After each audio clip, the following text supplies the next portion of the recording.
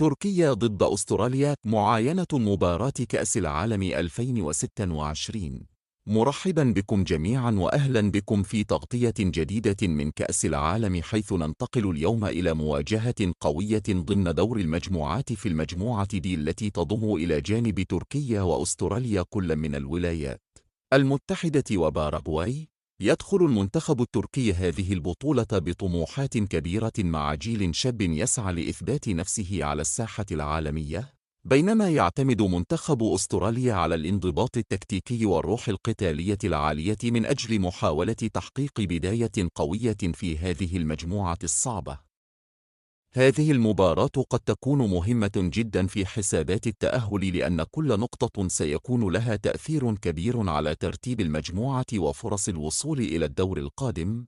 تنطلق المباراة يوم الأحد 14 من يونيو 2026، وتختلف مواعيدها حسب الدول العربية، حيث تكون في توقيت تونس والجزائر والمغرب الساعة 12 صباحا، وفي توقيت مصر وليبيا الساعة 1 صباحا، بينما في توقيت السعودية وقطر والعراق تكون الساعة 2 صباحا. أما القنوات الناقلة في الدول العربية فستكون عبر شبكة بي إن سبورت، مع إمكانية المشاهدة أيضا عبر خدمة البث المباشر بي إن كونكت في جميع دول الشرق الأوسط وشمال إفريقيا، بما في ذلك تونس والجزائر والمغرب ومصر وليبيا والسعودية وقطر والعراق.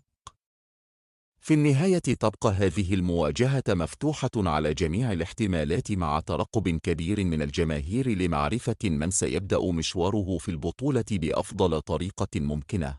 من تتوقع أن يحسم هذه المواجهة، تركيا أم أستراليا؟ اكتب توقعك في التعليقات، ولا تنسوا متابعة المزيد من ملخصات ومباريات كأس العالم.